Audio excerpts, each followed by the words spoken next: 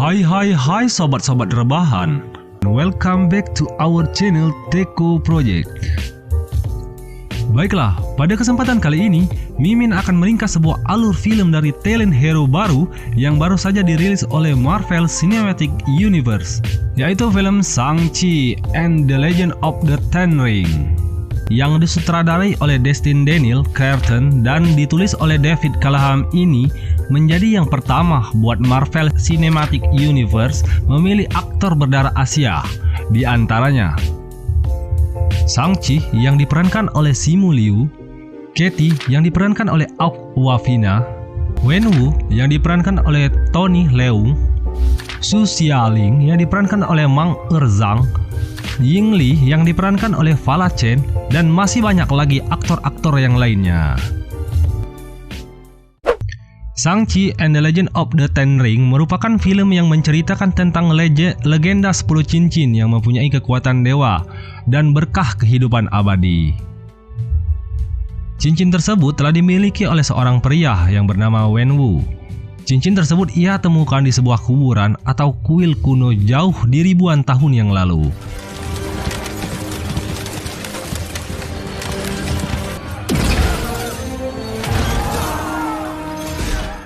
Dengan kekuatan 10 cincin tersebut, Wenwu mendirikan sebuah organisasi kriminal yang bernama Ten Ring, yang mana setiap anggotanya dilatih sedemikian rupa untuk menjalankan misi demi menggulingkan beberapa kerajaan dan pemerintahan dunia. 颠覆各方政权，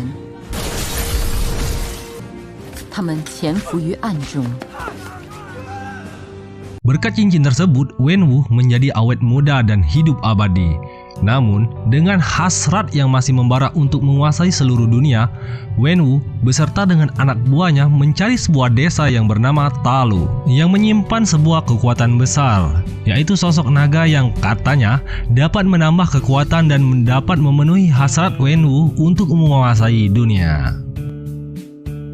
Pada tahun 1996, Wenwu beserta dengan anak buahnya melakukan sebuah ekspedisi ke sebuah hutan, di mana di dalam perjalanannya tersebut ia bertemu dengan seorang pendekar wanita yang bernama Ying Li. Ying Li hendak menghalangi Wenwu yang sedang berusaha pergi ke desa Talu tersebut. Yang Li menyudutkan konvoyan kendaraan Wenwu ke tepi jurang dengan cara menutup seluruh akses jalan yang ada di hutan tersebut.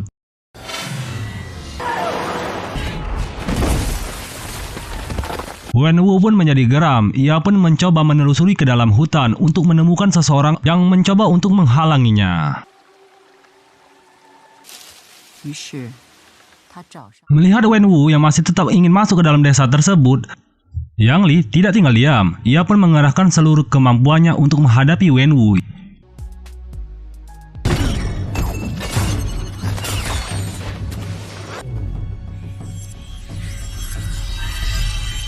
Di tengah pertarungan mereka, Wenwu terkesima dengan gaya bertarung dan paras rupawan yang dimiliki oleh Yang Li.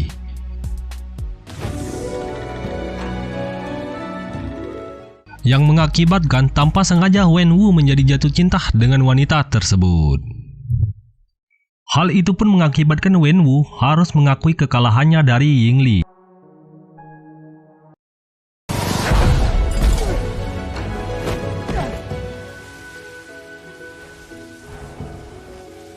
Pertemuan antara mereka berdua pun semakin sering terjadi.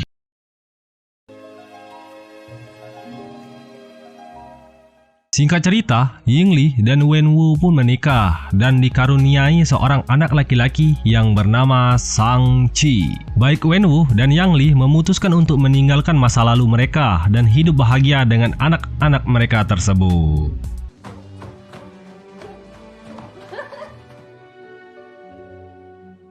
Sejak kecil, Shang-Chi menganggap sang ayah sebagai sosok yang baik dan hebat.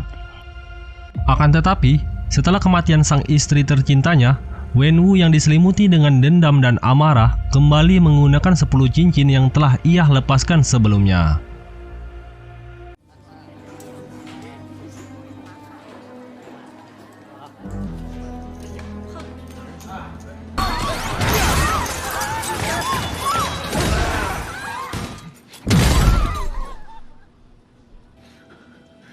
No. Wenwu menggembleng keras Shang-Chi ilmu bela diri agar kelak ia bisa menjadi petarung yang hebat dan nantinya menjadi penerusnya.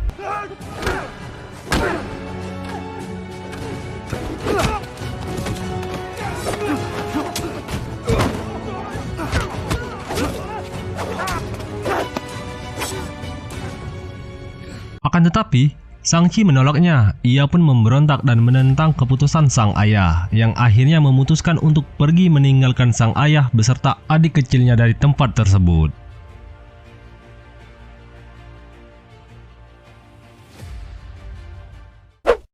Timeline pun berganti ke masa sekarang. Shang-Chi yang kini telah tumbuh dewasa mengawali hidupnya di San Francisco dan mengganti identitasnya menjadi Shaun. Ketika baru saja bangun dari tidurnya, ia mendapatkan sebuah amplop misterius yang tertera di atasnya alamat dari si pengirim. Akan tetapi, Shang tidak mengubrisnya dan tetap melakukan kegiatan kesehariannya.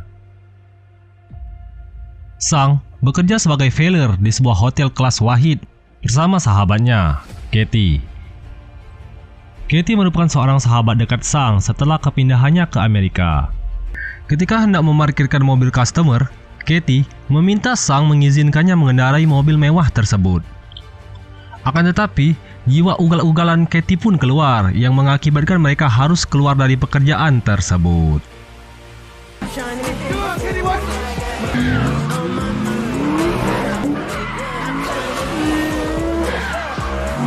Ketika hendak pergi untuk menemui lokasi pekerjaan baru mereka dengan menggunakan bus, tiba-tiba seorang pria yang tidak dikenal menghampiri Shang sembari menatap liontin giok yang ada di lehernya. Pria tersebut meminta untuk menyerahkan liontin tersebut, yang tentu saja ditolak oleh Shang. Pria tersebut bersama dengan teman-temannya tetap memaksa untuk mendapatkan liontin tersebut. Melihat Katie diserang oleh pria di depannya, Shaun dengan terpaksa mengeluarkan kemampuan bela diri yang selama ini disembunyikannya. You okay? Who are you? Holy shit. Tiba-tiba pria dengan pedang yang tertanam di lengannya menghampiri dan menyerang Shang, yang kita anggap saja namanya adalah Stelo.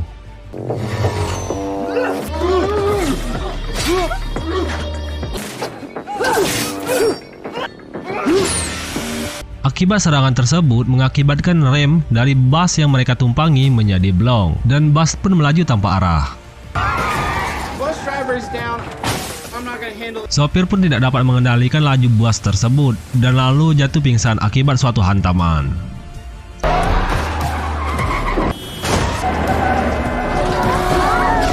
Melihat kejadian itu, Katie berusaha mengambil alih kemudi bus. Ia pun berusaha menghentikan laju bus dengan cara menabrakkan kendaraan tersebut ke sisi jalan.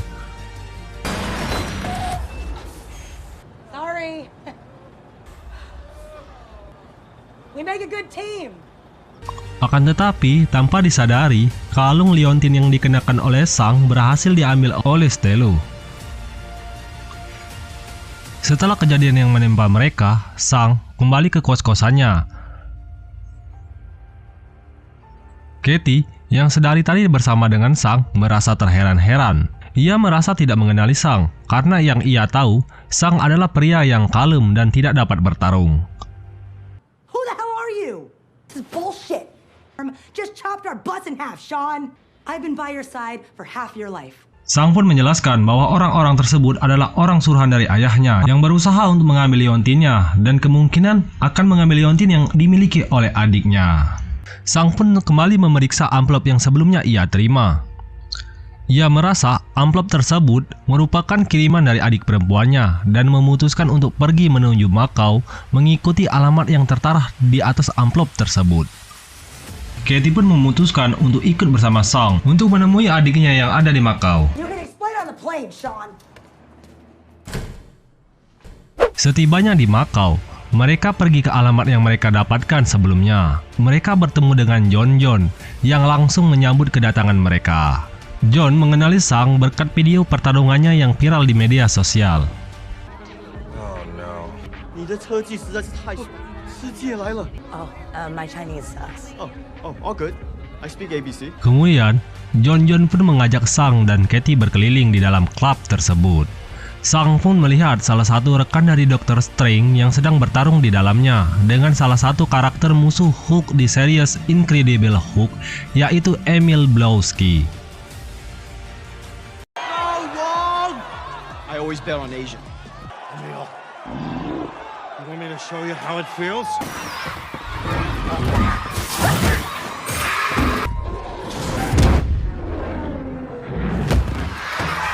Tanpa sepengetahuan Sang, Jon pun mendaftarkan Sang ke dalam pertarungan yang ada di sana, yang mana ternyata lawan yang bakalan ia hadapi adalah adiknya sendiri, yaitu Xialing. It's Macau's own fearsome killer. Shang-Chi pun dihajar telak dan tanpa ampun oleh adiknya di dalam pertarungan tersebut tanpa perlawanan.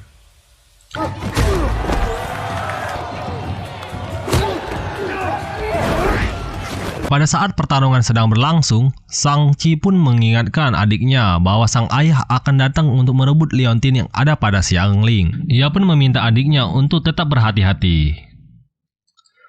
我知道你在生我的气啊，但是我有急事。有的时候我在练功。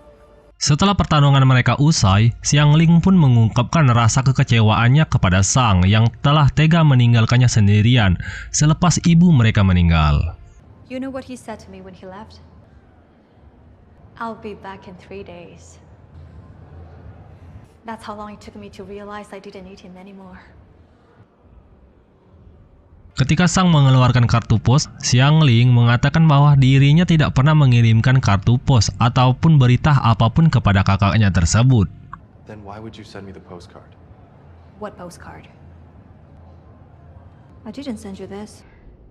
Di waktu yang bersamaan, kelompok Ten Ring pun datang menyerbu tempat tersebut. Xialing berserta dengan anak buahnya pergi meninggalkan tempat tersebut melewati pintu rahasia dan dengan sengaja meninggalkan Sang bersama dengan Katie yang ada di sana agar Sang tahu betapa sakitnya pergi ditinggalkan sendiri seperti yang ia rasakan selama ini. Menyadari bahwa tidak ada cara lain, Sang bersama Katie pun dengan terpaksa harus pergi melewati sisi gedung.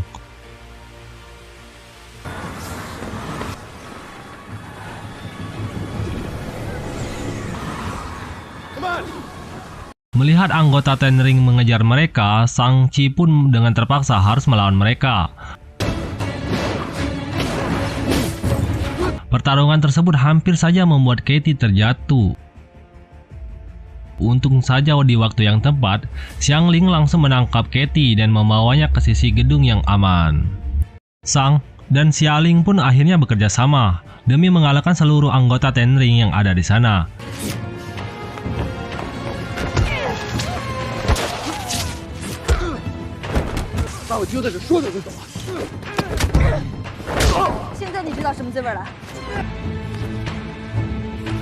Di waktu Xialing hampir terjatuh akibat ledakan yang nyaris saja mengenainya, tiba-tiba datang seseorang bertopeng yang kita sebut saja namanya Xi Jin, dan secara diam-diam mengambil liontin Xialing.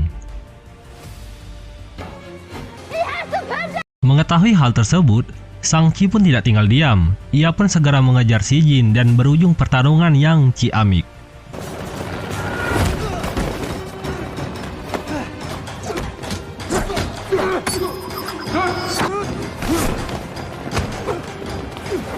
Di saat Sang hendak menghabisi Xi Jin, Wenwu menghentikannya dengan menggunakan 10 cincin yang ia kenakan. Wenwu pun menjelaskan bahwa semua ini ia lakukan untuk menguji kemampuan Sang dan membawanya beserta adiknya pulang. Let's go home. 我太想你了。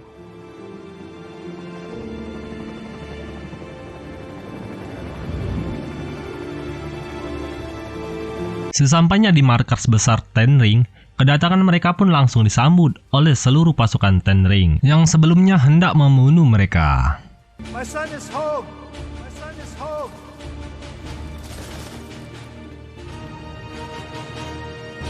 Di kesempatan tersebut, Wenwu menceritakan segala apa yang ia rasakan selama ini kepada Xiangling dan Shang-Chi, bahwa ia dapat berkomunikasi dengan istrinya yang telah meninggal dan sedang meminta pertolongan agar dapat dibebaskan. Sitting right here in this seat, I could feel her breath on my cheek. It's like she was standing in this room, and she spoke to me. She told me she needs my help. Wenwu pun memberitahukan kepada Shang-Chi bahwa ibunya, Yingli, telah membantunya untuk mempelajari tentang desa legendaris Ta Lo, desa tempat asal Yingli berasal, dan cara menuju ke desa tersebut. Your mother is waiting for us there. There's a gate deep in the mountains. Ta Lo did this to us.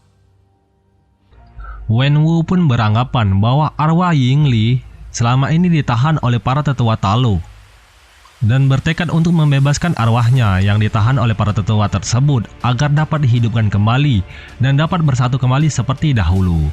She wants us to find her and bring her home so we can be a family again. She's leaving clues for us.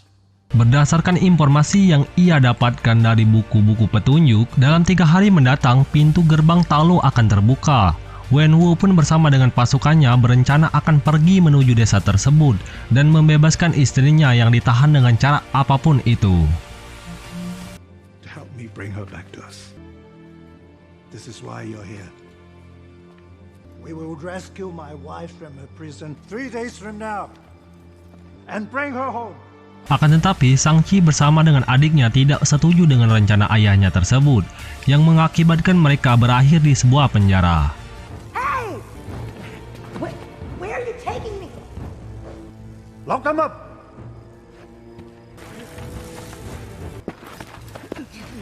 Di dalam penjara, Sang bertemu dengan Trevor, yang telah lama di penjara di tempat tersebut, bersama dengan hewan peliharaannya yang tanpa kepala dan bersayap 4 yang ia beri nama Morris.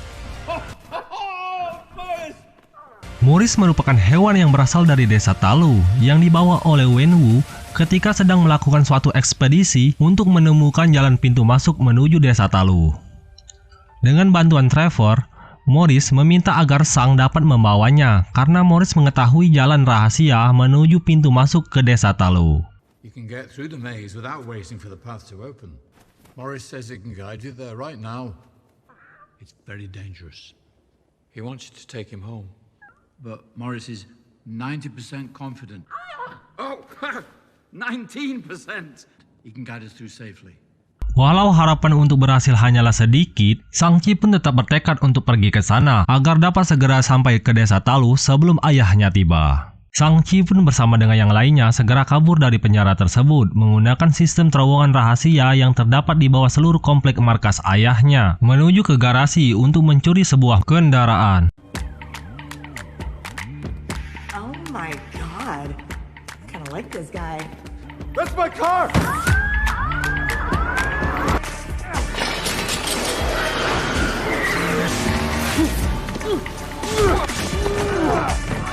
Is there another exit? The other end of the garage. Access approved.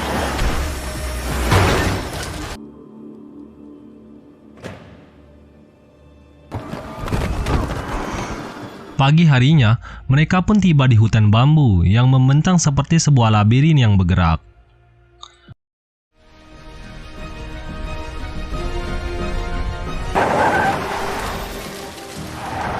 Dengan bantuan Morris, mereka pun mencoba melewati jalan rahasia agar dapat masuk ke desa Ta Lo walaupun dengan sedikit kemungkinan dapat berhasil.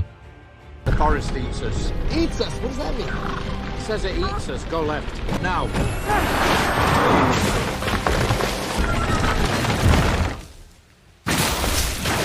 Akhirnya, mereka pun dapat lolos dari labirin bambu dan tiba di desa Ta Lo. Morris says, great job everyone. Di sana terdapat berbagai hewan yang berbeda dari hewan-hewan yang pernah mereka temui sebelumnya.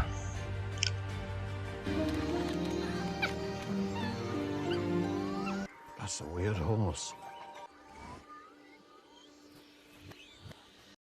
What's it looking at me for? Kedatangan mereka diketahui oleh seluruh warga Ta Lo yang ada di sana, yang tidak menyambut baik kedatangan mereka. 大家好，我是徐尚气。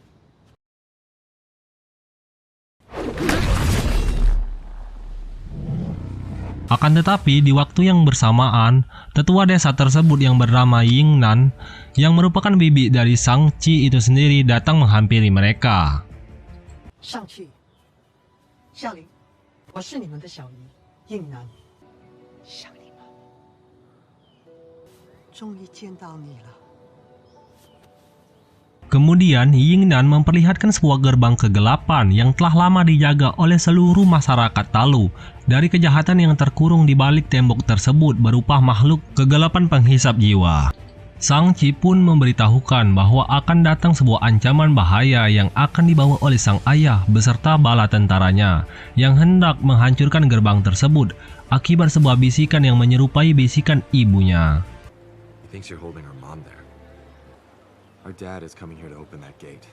Kemudian Yingnan memperlihatkan ukiran dinding kepada Shang-Chi yang berisikan tentang sejarah panjang tentang desa Talu yang berusaha mengalahkan iblis kegelapan yang menyerang desa tersebut.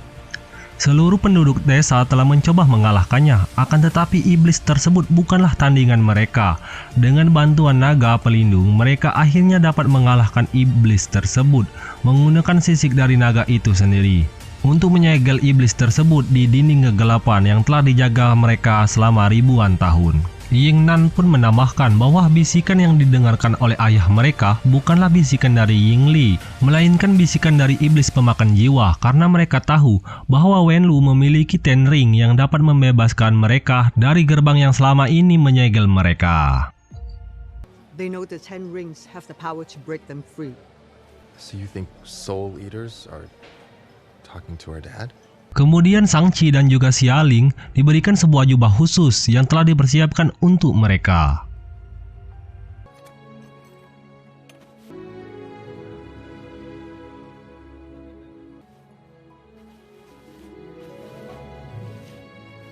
Yingnan mengajak Shang-Chi ke tempat latihan yang selama ini digunakan oleh ibunya untuk berlatih. Yingnan pun mengajari Shang-Chi seluruh jurus dan gerakan yang digunakan ibunya untuk mengalahkan Wenwu di masa lalu.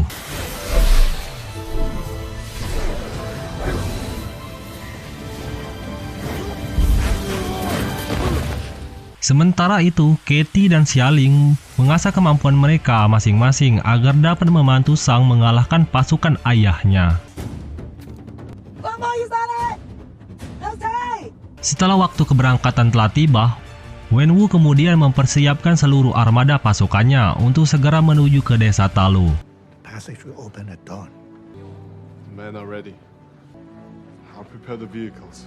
Tiba-tiba tampak di balik bebukitan burung-burung menjadi bertebangan, yang menandakan bahwa Wenwu beserta pasukannya telah tiba di desa tersebut. He's here.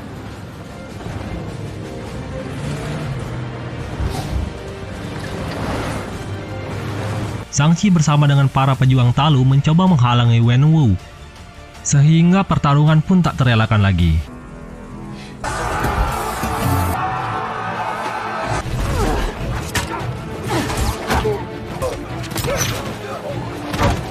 Shang-Chi mencoba melawan ayahnya dengan menggunakan tongkat sisik naga.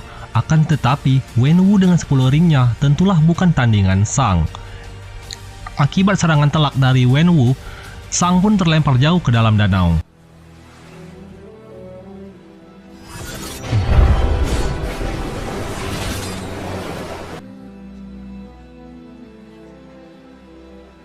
Wenwu pun mendengarkan kembali bisikan dari balik dinding kegelapan yang berada di seberang danau. Ia pun mencoba meninju gerbang sisik naga dengan sekuat tenaga yang ia miliki sehingga menyebabkan beberapa makhluk penghisap jiwa keluar di balik gerbang sisik tersebut. Melihat banyaknya korban jiwa akibat makhluk tersebut dan mencegah mereka memberi makan jiwa-jiwa kepada makhluk yang lebih kuat lagi yang berada di balik dinding, Yingnan bersama dengan Komandan Ten Ring, Stelu memutuskan bekerja sama, dan para anggota Stelu pun dilengkapi senjata yang berlapis sisik naga, karena senjata yang mereka gunakan sebelumnya tidak berguna melawan makhluk tersebut. Sementara itu, Shang-Chi yang sebelumnya terlempar ke dalam danau pun bertemu dengan sosok naga yang merupakan penjaga agung. Naga tersebut membawa Sang keluar dari danau dan membawanya menghadapi Wenwu yang sedari tadi mencoba menghancurkan gerbang sisik naga. Get out of my way.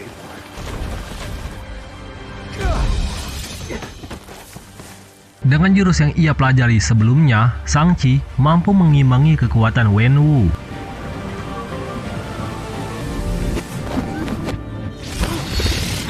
Dan tanpa ia sadari, ia juga dapat mengambil alih 5 ring milik ayahnya tersebut serta mengendalikannya. Dengan 5 ring yang ia dapatkan, mereka pun saling beradu kekuatan sampai akhirnya ke-10 ring mampu dikendalikan oleh Shang-Chi.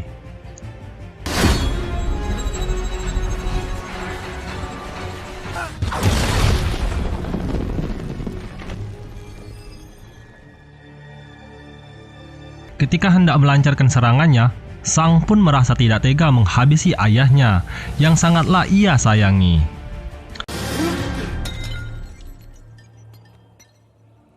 Di waktu yang bersamaan, sang naga penghisap jiwa pun berhasil membebaskan diri, lalu menangkap Wenwu dan menghisap jiwanya.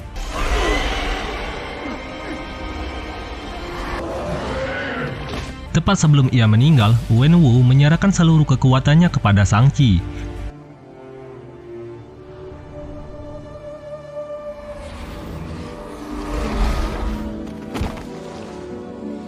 Sementara itu, naga penghisap jiwa itu pun pergi menuju desa demi mendapatkan energi tambahan untuk memulihkan tenaganya.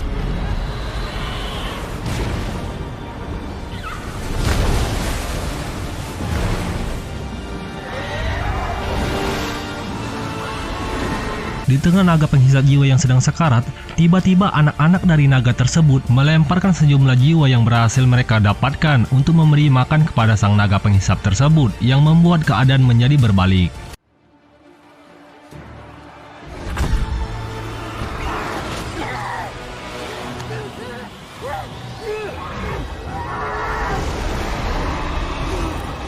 Di waktu yang tepat, Katie berhasil memanah tepat di tenggorokan naga penghisap tersebut, yang mengakibatkan cenggerapan naga tersebut menjadi terlepas.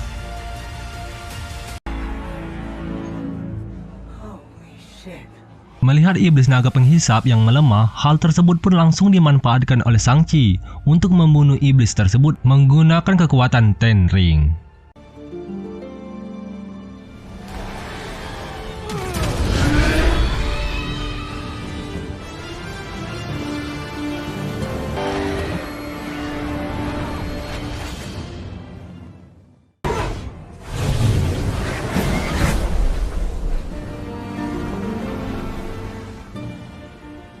Pada malam harinya, mereka pun melakukan suatu upacara demi menghormati para pejuang yang telah tewas dalam pertempuran melawan iblis memakan jiwa.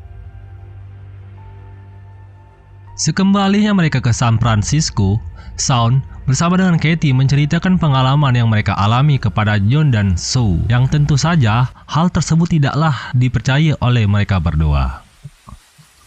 Tak lama kemudian, Wong muncul dengan portal dimensinya mengajak Sang dan Katie untuk mengikutinya ke Kamar-Taj, di mana di sana sudah menunggu Bruce Banner dan juga Captain Marvel lewat suatu hologram. Menurut penelitian yang mereka amati, ring tersebut pada saat Shang-Chi menggunakannya telah mengaktifkan suatu sinyal entah bertujuan kemana. Kemudian Captain Marvel pun dan Bruce menyelidiki hal tersebut dan meninggalkan ruang pertemuan. I'm so sorry, I have to deal with this. It was so nice to meet you. Dan film pun berakhir. Oke sobat-sobat rebahan yang amat kubanggakan, itulah sepenggal rangkuman dari film kita satu ini. Semoga menjadi hiburan kalian yang sedang tergeletak dimanapun itu. So, jangan lupa untuk like dan subscribe-nya serta tombol lonceng agar tidak ketinggalan tentang rangkuman dari film-film selanjutnya. Oke, see you for next video. Bye-bye.